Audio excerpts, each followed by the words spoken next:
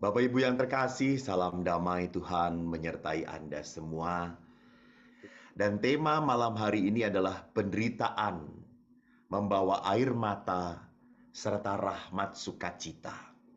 Saya akan mencoba untuk merenungkan bersama-sama dari kutipan kitab suci tentunya, bagaimana manusia bergumul dengan penderitaan, dan yang kedua adalah bagaimana Allah menawarkan kelegaan. Allah menawarkan damai, Allah menawarkan kesembuhan, pemulihan. Jadi ini yang akan kita coba untuk satukan antara air mata dan sukacita. Selalu ada sesuatu yang tidak bisa dipisahkan.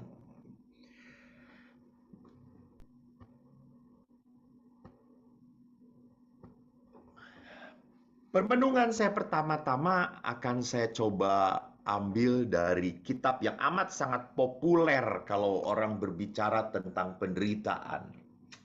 Kitab apa kalau Anda bisa menebak? Ayub. Benar sekali, betul. Ayub. Ayub kisahnya sangat jelas. Bukan hanya kisahnya sangat jelas, tetapi sikap Ayub sangat jelas. Lalu sikap para sahabat Ayub pun begitu merepresentasikan situasi kita. Begitu memperlihatkan keberadaan kita. Bahwa untuk tetap di dalam iman, untuk tetap bertahan di dalam pengalaman dan kesadaran bahwa Allah itu baik, Allah itu memberkati, tidak mudah bertahan dalam batin kita. Maka pertama-tama mari kita ambil kutipannya. Saya tidak mengutip semuanya. Saya hanya akan mengutip beberapa poin yang akan kita pakai untuk pijakan dalam permenungan ini. Ayub bab 1 ayat 20 sampai dengan 22. Dan saya lanjutkan ke Ayub bab 2 ayat 11 sampai 13. Maka berdirilah Ayub lalu mengoyakkan jubahnya dan mencukur kepalanya. Kemudian sujudlah ia dan menyembah, katanya. Dengan telanjang aku keluar dari kandungan ibuku. Dengan telanjang juga aku akan kembali ke dalamnya. Tuhan yang memberi, Tuhan yang mengambil, terpujilah nama Tuhan. Dalam kesemuanya itu, Ayub tidak berbuat dosa dan tidak menuduh Allah berbuat yang kurang patut. Ketika ketiga sahabat Ayub mendengar kabar tentang segala malapetaka yang menimpa Ayub, maka datanglah para sahabat dari tempatnya masing-masing. Ya, ini Elifas orang Teman, Bildad orang Suah, Zofar orang Naamah. Mereka bersepakat untuk mengucapkan bela sungkawa kepadanya dan menghibur Ayub. Namun ketika mereka memandang dari jauh, mereka tidak mengenalnya lagi. Lalu menangislah para sahabat dengan suara nyaring. Mereka mengoyakkan jubahnya dan menaburkan debu di kepala terhadap langit. Lalu mereka duduk bersama-sama dengan dia di tanah selama 7 hari 7 malam. Seorang pun tidak mengucapkan sepatah kata kepadanya. Karena mereka melihat bahwa sangat berat penderitaannya. Demikianlah sabda Tuhan. Syukur kepada Allah. Jadi saya yakin apalagi Anda yang rajin sekali ikut persekutuan doa, rajin sekali membaca kitab suci, kisah Ayub sudah bisa dimengerti. Ayub memiliki segala-galanya, Ayub sangat diberkati oleh Tuhan. Namun dalam sekejap apa yang dimiliki oleh Ayub, bahkan orang-orang yang dicintai oleh Ayub hilang dalam hidupnya. Maka ini adalah penderitaan yang amat sangat mendalam sekali. Jadi seolah-olah Ayub itu sudah diangkat oleh Tuhan dengan berkatnya sampai ke tingkat tinggi. Sampai para iblis pun berkata, engkau lihat Ayub ini baik karena engkau menyejahterakan dia, karena engkau memberkati dia. Coba kau hancurkan dia, pasti dia akan mengutuki engkau. Dan Allah berkata, lakukan itu. Dan betul Ayub sampai pada titik dasar penderitaan yang begitu menyakitkan. Nanti kita lihat pergumulan hati Ayub. Jadi Ayub di dalam pergumulannya, dia bukanlah orang yang punya keinginan untuk segera keluar dari penderitaan. Nah, Ayub bukan orang yang ingin cepat-cepat selesai, udah selesailah gitu ya. Jangan menderita lagi. Tidak. Sikap Ayub memperlihatkan bagaimana ia duduk menaburkan abu ke kepalanya dan duduk di atas debu. Ini adalah saat bagi dia untuk apa? Semakin merasakan penderitaan. Dan bagi Ayub yang paling membuat menderita itu bukan penderitaan itu sendiri. Sebetulnya bagi Ayub yang membuat menderita adalah dia tidak mengerti mengapa penderitaan itu terjadi.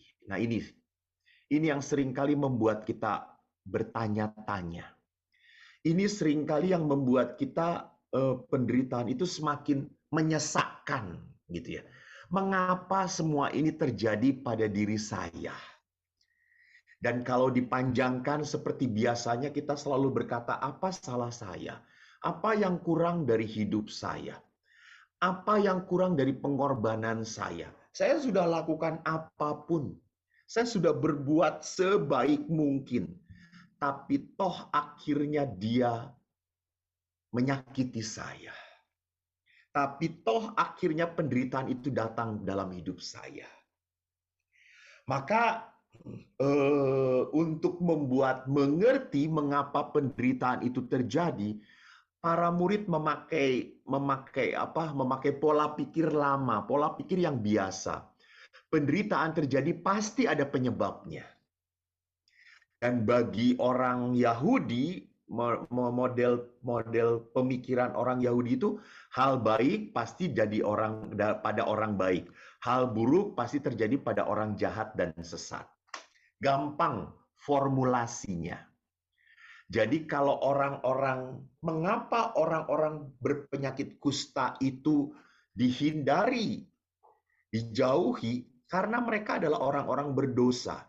Jadi sudah identik antara sakit, penderitaan itu dengan dosa, dengan kesalahan.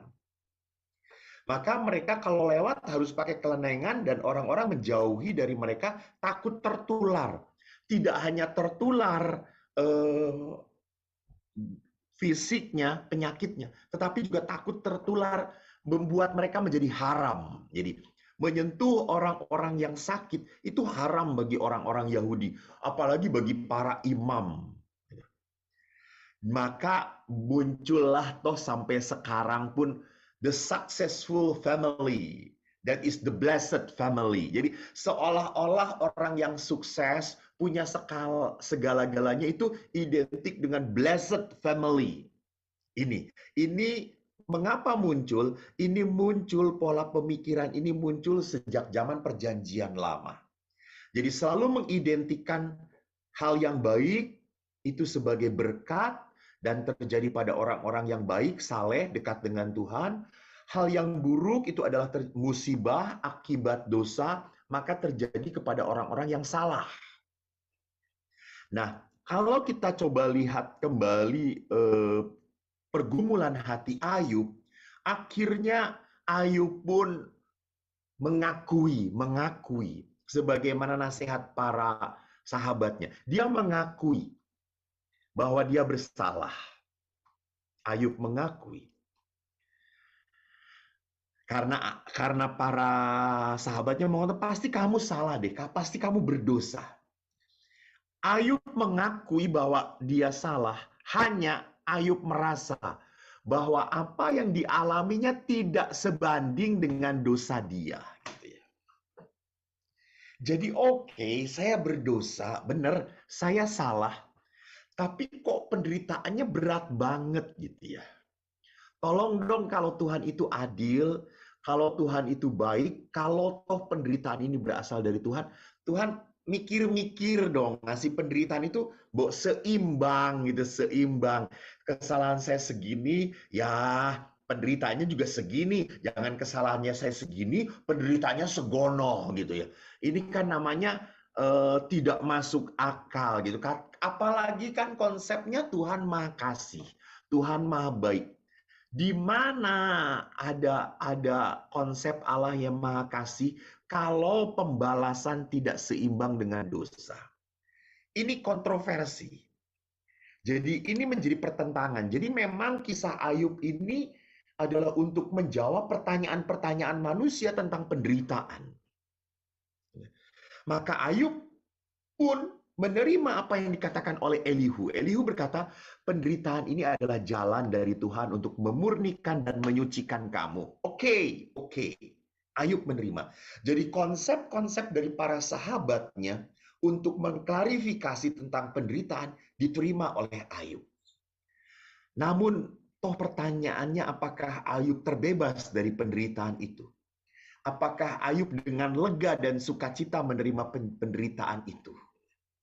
Maka kalau kita boleh kesimpulkan apa maksud penderitaan dari apa? Dari konsep-konsep yang ditawarkan oleh para sahabat Ayub, penderitaan adalah konsekuensi. Gitu. Kalau istilah yang sangat populer, adalah karma. Lu akan menuai apa yang lu tabur. Jadi kalau kamu membenci, kalau kamu nggak suka sama orang itu, maka jangan harap orang itu akan baik pada kamu. Orang itu pun akan benci pada kamu. Orang itu pun akan menyalah-nyalahkan kamu. Karena kamu bersikap seperti itu. Jadi penderitaan pertama-tama dianggap sebagai apa? Sebagai konsekuensi dari sebuah kesalahan. Hukuman pun adalah konsekuensi dari sebuah kesalahan. Gampang. Anda menjadi gemuk, jangan salahkan, jangan salah dan jangan berkata saya menjadi gemuk ini adalah percobaan dari Tuhan. Aduh. Gemuk itu karena Anda rakus. Titik, selesai gitu ya. Dan jangan juga berkata saya gemuk karena saya keturunan, ayah saya aja gemuk, tuh lihat gitu. Maka saya juga jadi gemuk, ini lihat gitu. Jadi kita seringkali ya melihat hal-hal lebih mudah sebagai apa? Konsekuensi gitu. Lebih mudah melihat nomor satu ini. Yang kedua, penderitaan terjadi agar kita mampu melayani dan membahagiakan orang lain. Jadi konsep ini melayani dan membahagiakan penderitaan orang lain, bahwa di dalam penderitaan kita pun diajak untuk apa? Untuk menjadi orang yang tidak hanya self-oriented. Menjadi orang yang menjadi pribadi yang others oriented. Jadi penderitaan itu terjadi untuk melayani dan membahagiakan orang lain. Coba kita lihat penderitaan para orang tua, para ayah dan ibu bagi anak-anaknya. Berapa banyak pengorbanan seorang ibu dilakukan untuk menahan lapar, untuk menahan sakit, untuk menahan kecapean, bahkan untuk menahan kekecewaan, dia tetap tersenyum pada anak-anaknya. Betapa saya begitu prihatin baru saja mendengarkan sharing dari seorang ibu yang suaminya mengkhianati. Si ibu ini begitu sangat ingin menutupi kejahatan suaminya. Dia tidak mau anak-anaknya tahu. Biar saya saja yang tahu. Sampai dia selalu membangun konsep yang baik tentang ayahnya kepada anak-anaknya. Padahal dia sakit hati sekali, padahal dia kecewa sekali. Dan waktu ditanya, kenapa sampai seperti itu? Dia mengatakan, saya tidak mau anak-anak kami membenci dan tidak suka pada ayahnya. biarlah saya yang tahu sendiri. Biarlah saya yang tahu, biarlah saya yang menanggung kesakitan ini. Lihat di sini. Jadi memang pengorbanan itu punya arti apa? Punya arti untuk kebaikan orang lain. Dan itu semua hanya bisa dilakukan kalau saya melakukan sebuah penderitaan. Jadi sesuatu yang dilakukan untuk orang lain pasti membuat saya berkorban. Pasti membuat saya berkorban. Hanya pengorbanan itu berat atau tidak bisa dilihat dari apa? Dari latar motivasinya, gitu ya. Kalau motivasinya cinta, kalau motivasinya kasih, semua mengalir tanpa beban, tanpa penderitaan. Penuh dengan kerelaan, penuh dengan keikhlasan. Tetapi kalau penderitaan itu adalah sesuatu yang wajib karena tidak ada pilihan lain, gitu ya, maka semua itu dilakukan dengan sangat-sangat kesakitan. Yang ketiga, penderitaan pun bisa terjadi karena kuasa jahat. Itu yang kita lihat di dalam pengalaman Ayub tadi. Jadi ada kuasa-kuasa jahat yang ingin merontokkan kehidupan iman kita kepada Tuhan. Sehingga saya kalau diminta untuk mendoakan orang yang sakit, perminyakan orang-orang yang sakrat maut di dalam penderitaan, orang-orang yang sakitnya berkepanjangan, entah itu kanker, tumor, yang ganas, atau apapun, saya selalu berkata dalam doa saya, Tuhan, Tuhan tolong, jangan sampai penyakit ini membuat dia kehilangan iman dan cintanya padamu. Karena saudara-saudariku yang terkasih, penderitaan jika tidak dihadapi dengan iman, harapan, dan kasih pada Allah, maka penderitaan ini akan membuat manusia menolak, melawan, dan membenci Tuhan. Dan itu berarti apa? Kuasa jahat menang. Manusia tidak bisa mengatasi penderitaan ini. Nah, sekarang kita bisa melihat bagaimana Ayub bergumul dengan penderitaan. Jadi tadi kita belajar tentang maksud penderitaan sesuai dengan yang dipahami oleh para sahabat Ayub. Lalu bagaimana Ayub sendiri yang mengalami? Kan beda toh antara yang mengalami dengan yang memberi nasihat gitu ya. Seringkali mohon maaf Bapak Ibu, mohon maaf. Saya waktu sebelum pandemi kalau mendatangi orang yang berduka cita, saya berani mengucapkan turut berduka cita. Tapi saya tidak berani mengatakan, sabar ya, jangan nangis, oke, Tuhan tetap mencintai kamu. Saya tidak berani ngomong seperti itu, tidak berani. Kenapa? Lah, kalau saya yang jadi dia, apakah Anda masih tega ngomong seperti itu? Apakah Anda masih mengatakan ini sebuah cobaan dari Tuhan? Kau harus kuat ya, kau harus kuat ya. Maka teman-teman Ayub pun menarik. Teman-teman Ayub, apa yang dikatakan tadi di dalam kitab suci, mereka duduk dan tidak berani mengatakan sepatah kata pun karena melihat begitu menderitanya Ayub. Ini sikap yang sangat empatik. Bukan menasehati orang yang menderita, tetapi ikut menderita bersama-sama dengan orang yang sedang menderita. That is the empathically behavior. Itu adalah sikap yang memperlihatkan saya sehati, seperasaan dengan kamu. Nah, sekarang mari kita lihat penderitaan itu dari kacamata Ayub yang mengalaminya. Bagaimana Ayub itu menghadapi penderitaan.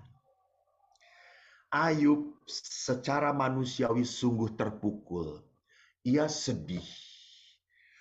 Dan kesedihan itu sebagai ungkapan kerapuhan manusia.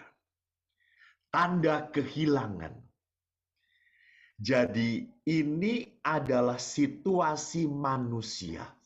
Manusia itu tinggal di dunia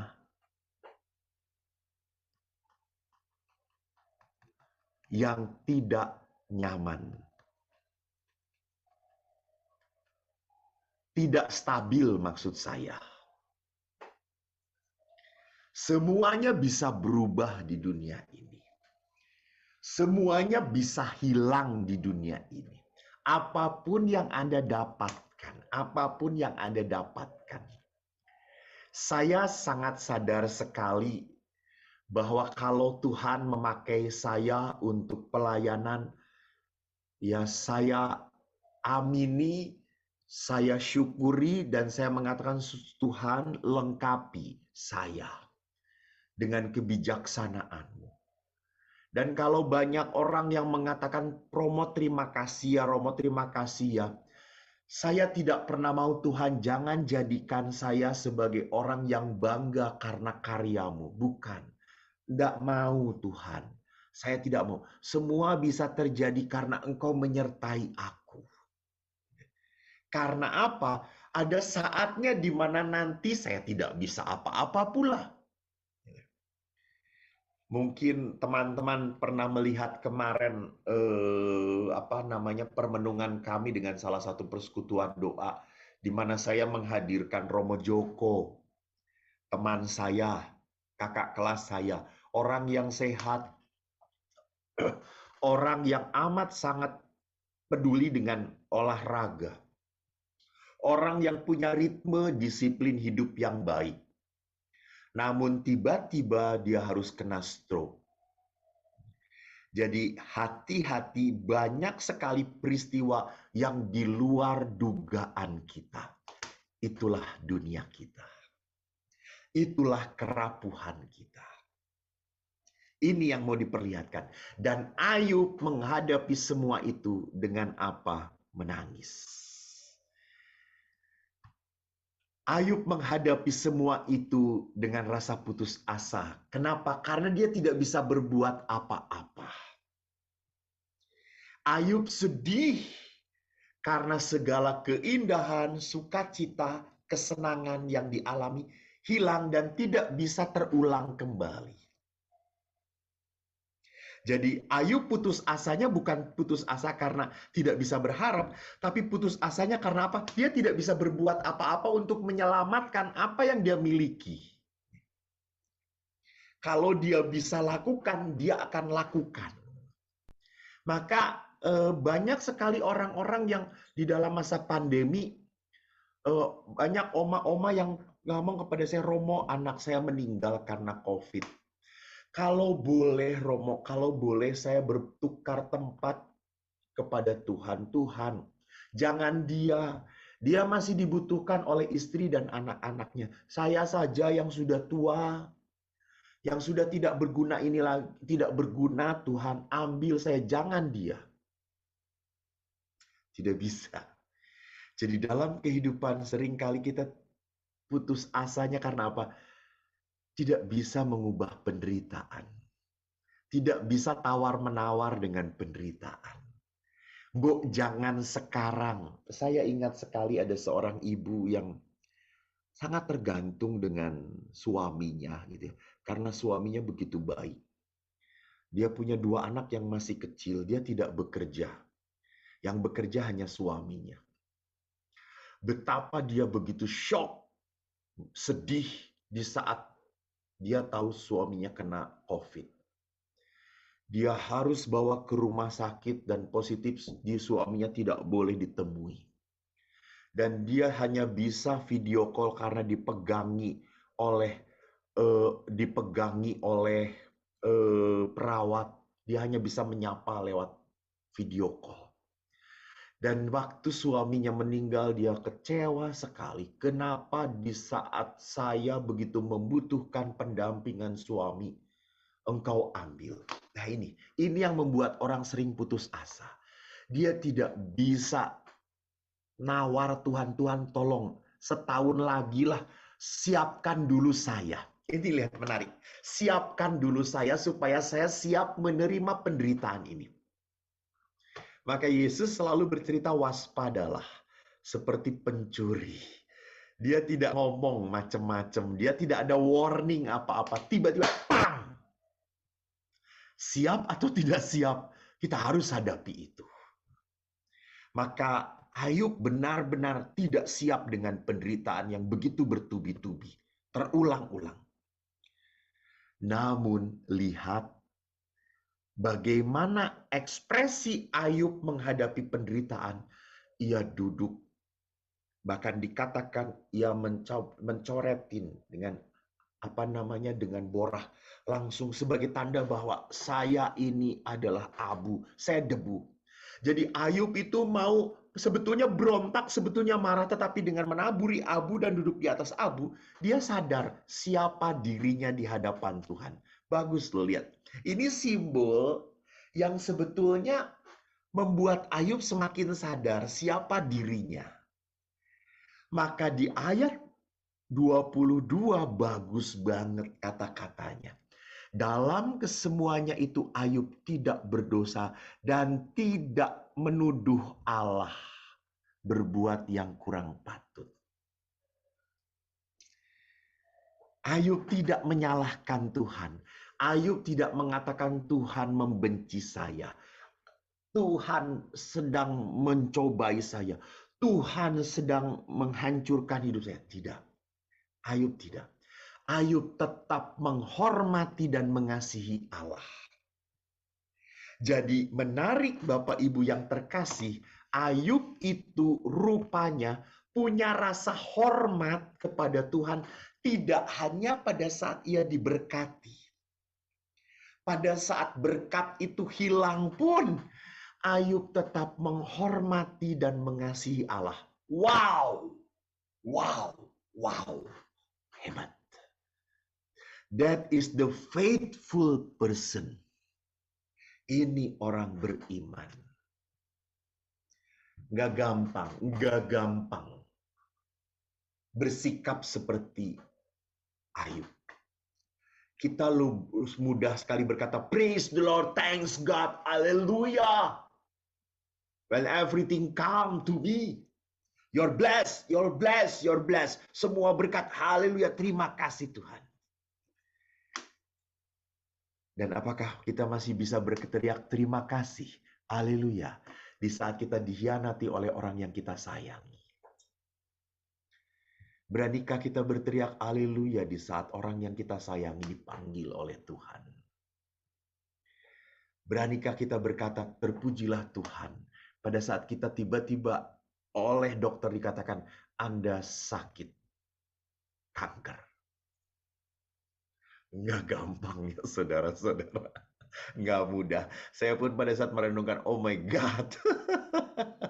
Saya pun kalau tiba-tiba menghadapi itu gitu ya. Pagi-pagi tiba-tiba tidak bisa bergerak. Oh my God. Gitu. What happened gitu ya.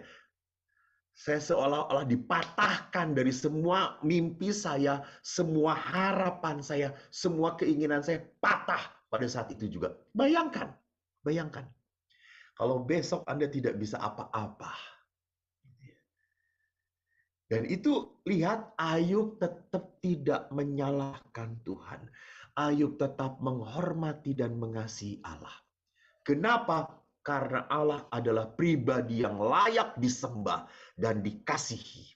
Satu-satunya yang layak dan disembah oleh manusia hanya Allah. Maka di dalam penderitaan kesimpulannya adalah apa?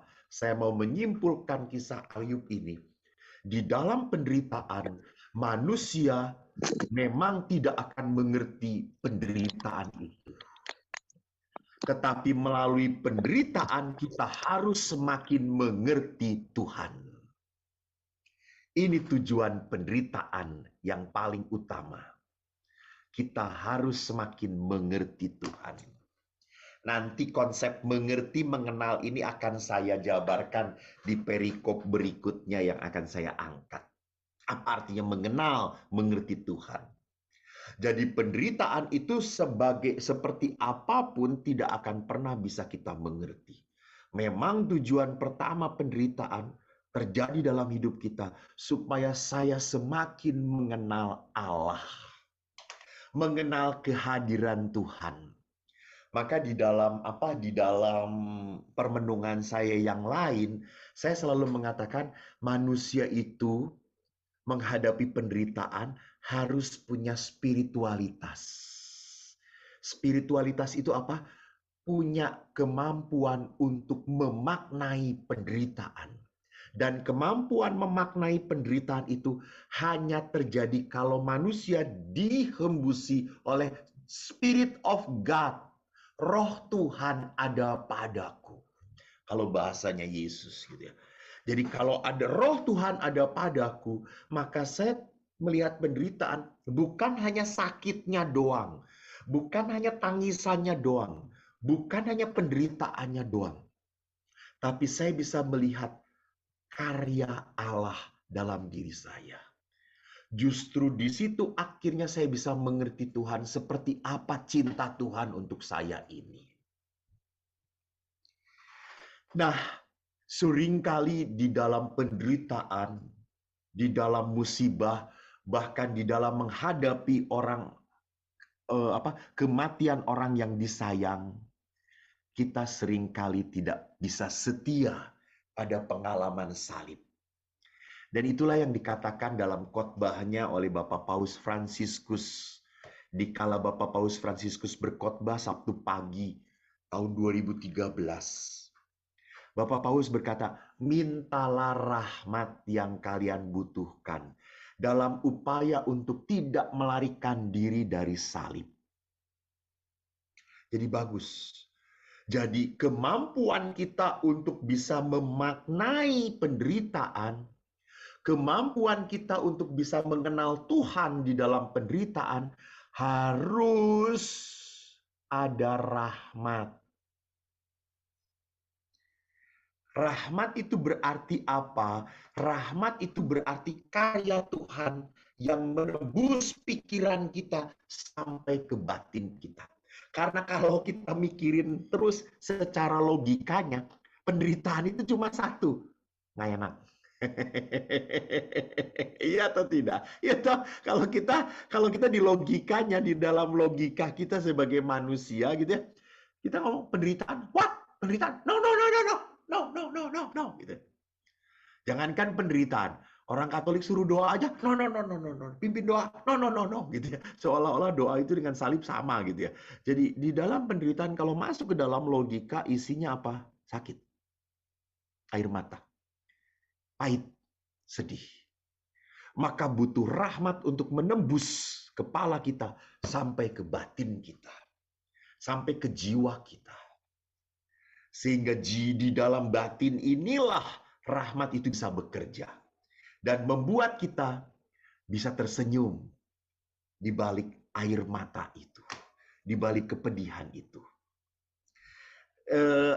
Sikap manusia menolak penderitaan terjadi di dalam diri para rasul. Mari kita lihat waktu Yesus ngomong kepada para rasul. Yesus kan pernah ngomong anak manusia akan diserahkan ke dalam tangan manusia. Paus Fransiskus berkata bahwa kata-kata Yesus ini menawarkan hati para muridnya. Menawarkan, bukan menawarkan tetapi membuat hati mereka tawar. Membuat hati mereka sedih gitu. Mereka kan nggak membayangkan bagaimana mungkin orang yang diteriakin Hosana Putra Daud, orang yang disanjung-sanjung banyak pengikutnya, bisa mengubah batu menjadi roti, bisa mempergandakan makanan, bisa menyembuhkan orang sakit. Bagaimana mungkin ditolak? Itu tidak ada di dalam konsep para rasul. Maka pada saat Yesus mengatakan anak manusia akan diserahkan ke dalam tangan manusia, mereka tidak memahami sebetulnya, tetapi ya udahlah cincai, nggak ngerti juga nggak apa-apa lah gitu ya. Mereka nggak mau tahu gitu. Jadi Paus tuh memperlihatkan bahwa mereka tuh lebih baik tidak membicarakan tentang penderitaan. Lebih baik tidak paham daripada kalau ngerti malah jadi sebel gitu ya. Jadi ini adalah apa? Ini adalah ketakutan pada salib. Jadi Bapak Ibu yang terkasih, hati-hati. Kita pun seringkali tidak mau menerima penderitaan kita. Karena kita tidak mau memanggul salib. Kita pura-pura oke, pura-pura bahagia, pura-pura I have no problem, I am okay. No, no, no, no. We are rapuh person, gitu ya. We are fragile. Kita itu rapuh, kita itu punya penderitaan, kita punya sakit. Jadi, don't say I am okay. Kita boleh jujur. Jadi, orang yang bawa handphone holder ya. Oke, siap. Jadi, kita itu adalah orang yang tidak mau menerima salib dengan cara apa? Dengan cara tidak mau mengakui kesakitan hati kita. Menutup-nutupi batin kita. Nah, kalau Bapak Paus akhirnya menjelaskan Petrus sendiri setelah pengakuan sungguh-sungguh di Kaisarea Filipi, Yesus mengatakan hal yang sama, mencela Tuhan. Lalu waktu Yesus berkata bahwa anak manusia akan diserahkan, lalu Petrus berkata, tidak mungkin, tidak akan pernah Tuhan. Jadi Petrus tidak mau bahwa itu terjadi kepada Yesus. Bahkan bukan hanya Petrus, Yesus pun punya rasa takut pada saat harus menghadapi penderitaan. Maka teman-temanku yang terkasih, kalau saya coba ajak kita mengambil ke Taman Getsemani gitu ya. Di Taman Getsemani, Yesus itu berdoa dan mengajak para rasul, yuk berdoa. Dan Yesus berdoa sampai dikatakan dalam Injil Matius, peluhnya sampai tetes-tetes seperti darah. Mengapa Yesus mengajak berdoa para rasul? Karena para rasul hanya bisa tahan menghadapi kenyataan yang tidak masuk akal lewat doa. Jadi kenyataan yang tidak masuk akal adalah apa? Salah satu murid Yesus, Yudas Iskariot, mengkhianati dia. Yesus harus ditangkap sebagai pengkhianat. Ini kan hal yang tidak masuk akal, hal yang tidak mungkin terjadi. Itulah sebabnya kenapa Yesus berdoa, berdoalah, berdoalah. Daging itu lemah, namun roh itu kuat. Jadi sebetulnya Yesus sudah mau mempersiapkan para murid. Tetapi para murid rupanya lemah, memang jatuh.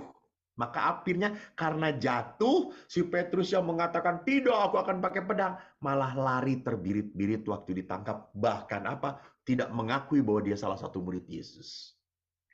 Jadi perhatikan di dalam penderitaan, sampai Yesus pun saking takutnya berkata, biarlah, ambillah cawan ini daripadaku.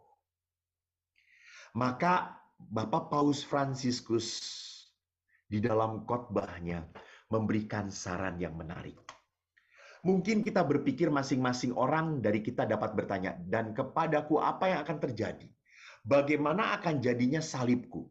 Kita tidak tahu, tapi akan ada satu. Jadi lihat, Bapak Paus mengingatkan, kalau kita tanya Tuhan, salib saya apa sih?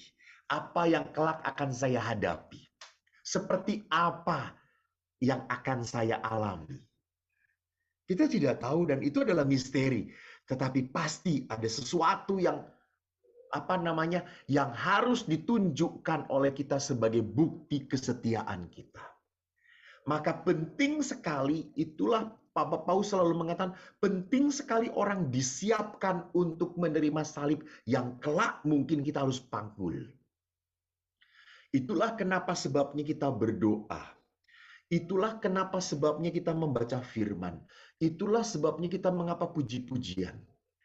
Karena suatu saat apa yang kita katakan, apa yang kita ucapkan, harus kita buktikan dalam kesetiaan menanggung salib. Jadi jangan sampai pinter kita menjadi pemuji-pemuji Tuhan, tetapi tidak setia sebagai seorang pemanggul-pemanggul salib. Nah, kalau demikian kita akhirnya sampai pada termin terakhir. apa yang dikatakan oleh Yesus. Di saat orang menghadapi penderitaan di dalam kehidupan, mari kita kembali kepada janji Bapa. Apa yang dikatakan Yesus. Indah sekali dalam Injil Matius. Marilah kepadaku. Ini undangan. Ini adalah sebuah tawaran belas kasih dari Allah. Bahwa Allah itu mau memberikan penghiburan, kelegaan, dan tempat istirahat. Come to me. Datanglah. Kita lihat Injilnya seperti apa. Saya bacakan. Pada waktu itu berkatalah Yesus, aku bersyukur kepadamu Bapa, Tuhan langit dan bumi. Karena semuanya itu engkau sembunyikan bagi orang bijak dan orang pandai. Tetapi engkau nyatakan kepada orang kecil. Ya Bapa, itulah yang berkenan kepadamu. Semua telah diserahkan kepadaku oleh Bapakku. Dan tidak seorang pun mengenal anak selain Bapa. Dan tidak seorang pun mengenal Bapa selain anak. Dan orang yang kepadanya anak itu berkenan menyatakannya. Marilah kepadaku semua yang letih lesu dan berbeban berat. Aku akan memberi kelegaan kepadamu. Pikulah kuk yang kupasang. Dan belajarlah padaku. Karena aku lemah lembut dan rendah hati. Dan jiwamu mendapat ketenangan. Sebab kuk yang kupasang itu enak, dan bebanku pun ringan. Dalam perikop tadi, Yesus membedakan antara orang bijak dan orang kecil. Lihat orang bijak tadi yang saya katakan. Orang bijak itu selalu mengandalkan apa yang dia pikirkan. Apa yang dia perhitungkan. Apa yang dia rencanakan. Dia lupa bahwa kehidupan ini bukan di tangan kita. Maaf, saudara-saudaraku. Ini yang harus kita sadari. Kehidupan kita, saya dan Anda, bukan di tangan kita masing-masing. No. Kehidupan kita ada di tangan Tuhan. Tuhan sang pemilik hidup kita. Maka oke, kita boleh punya rancangan, betul, karena pikiran ini kan berasal dari Tuhan juga. Dan manusia berkembang ini kan karena punya pikiran. Ini talenta dari Tuhan yang harus kita kembangkan. Tetapi jangan sampai kita terjebak kepada apa? Kepada kepandaian semata-mata. Saya begitu prihatin. Suatu hari saya mendoakan seorang bapak yang sudah tidak bisa apa-apa. Umurnya baru 60. Belum, kurang lah. 57. Dia kena stroke. Tertidur. Padahal hanya setengah. Kirinya kalau nggak salah. Lalu waktu saya kunjungin, maaf, rumahnya sudah jelek, kotor. Maaf, istrinya pun kurus. Tidak dandan. Anaknya ada 2, yang satu di luar, yang satu di situ, diem. Maaf, rumahnya bau. Lalu waktu saya pergi ke sana, teman saya berkata, kok dulu itu dia orang kaya banget. Rumahnya banyak. Dia itu orang pintar sekali kok. Dia orang pintar. Orang banyak make dia. Jadi dia begitu pintarnya. Memang dia sakti, mandraguna. Sampai akhirnya kerjanya menghasilkan begitu banyak rumah. Tetapi karena dia stroke, dia putus asa, dia tidak mau apapun, menolak apapun. Dan saya kok yakin, keputusan dia untuk tidak mau melakukan apapun. Padahal sakitnya tidak seberapa. Suster berkata, dia masih bisa kok kalau berlatih, masih bisa baik kembali, masih bisa oke. Tetapi dia depresi, keterusan, Dia putus asa, drop, hancur. Karena apa? Dia tidak punya dasar iman. Dia terlalu mengandalkan usaha dia. Dia terlalu mengandalkan kepala dia. I can. Maka Yesus berkata, hanya kepada orang-orang kecil semua itu diwartakan. Dan Yesus berkata apa? Yang mengenal Bapa itu siapa? Nah ini tadi, mengenal kata saya tadi. Kan tadi waktu di awal saya berbicara tentang wait. Nah, bahwa penderitaan itu tidak bisa kita mengerti, justru dalam penderitaan kita semakin mengerti Tuhan. Nah, mengenal di dalam bahasa Yahudi, di dalam konteks Yahudi, bukan hanya to know, gitu ya. Mengenal itu bukan hanya to know. Mengenal itu adalah apa? Intimitas, kedekatan, rasa sayang, kepercayaan yang mendalam dengan Tuhan. Jadi di dalam mengenal itu berarti ada apa? Ada relasi, ada kepercayaan. Kalau Allah itu adalah kasih, ingat bahwa di dalam kasih itu orang hanya memberikan yang terbaik. Di dalam kasih. Maka kalau Allah itu adalah kasih, maka Allah itu hanya memberikan yang terbaik bagi kita. Hanya dikemasnya seperti apa. Nah, itu seringkali kita lupa bahwa seringkali kasih kok raina gitu ya. Kasih kok koyong ini, kasih kok menyakitkan. Nah, ini seringkali kita lupa kasih Allah itu dikemas lewat hal yang menyakitkan dalam hidup kita. Inilah kasih. Contohnya bahwa kenapa ayah saya marah-marah kepada saya, tidak suka kepada saya, seolah-olah menolak saya, kadang-kadang memukul saya. Apakah dia benci saya? Tidak, rupanya dia begitu mengasihi saya. Tapi kemasan kasihnya memang menyakitkan. Kemasan perhatiannya memang membuat saya sedih. Karena apa? Karena tidak sesuai dengan yang saya harapkan. Tidak sesuai dengan yang saya minta. Gitu. Kalau kasih itu ya mbok, ya dikasih terus, dikasih, Pak, beli ini, nih le, Pak, mau ke sana, ayo le, Pak, mau main di sini, beli sana le, pergi sana le, Pak, nggak mau sekolah, mau tidur aja, tidur sana le, gitu ya. Jadi kasih itu seolah-olah everything is yes. Everything is okay.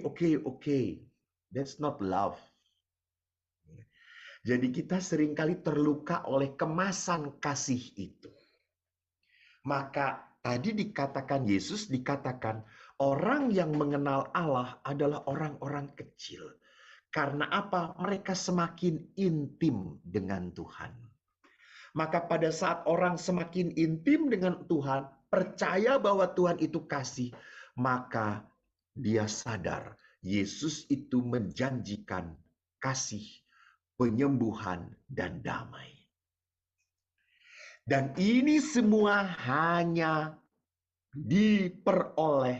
didapatkan oleh orang-orang yang mau datang dan mengalami hidup bersama Yesus. Maka terakhir, bagaimana orang-orang bisa mengalami dan hidup bersama Yesus? Maaf, orang yang bisa mengalami hidup damai bersama Yesus tidak mungkin orang-orang yang penuh dengan kemarahan. Tidak mungkin orang-orang yang dipenuhi dengan rasa kekecewaan, rasa ketakutan. Tidak mungkin orang itu punya kedamaian, punya sukacita. Maka dalam Misericordia Vultus, tulisan Bapak Paus Fransiskus, Bapak Paus mengatakan, buanglah kemarahan. Buang. Malah hilang.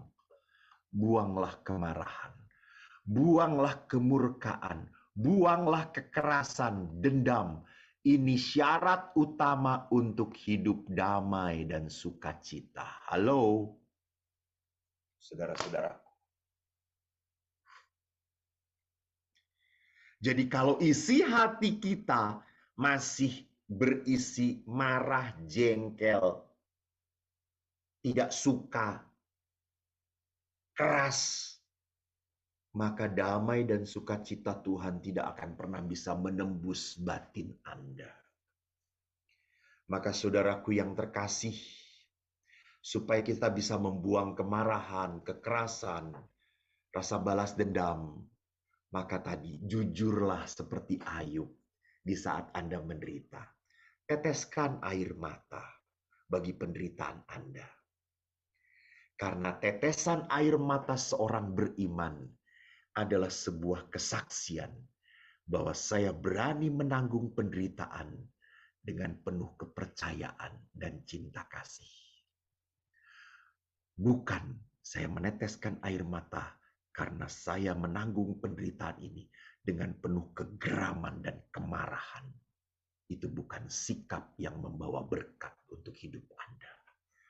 Tuhan memberkati. Shalom.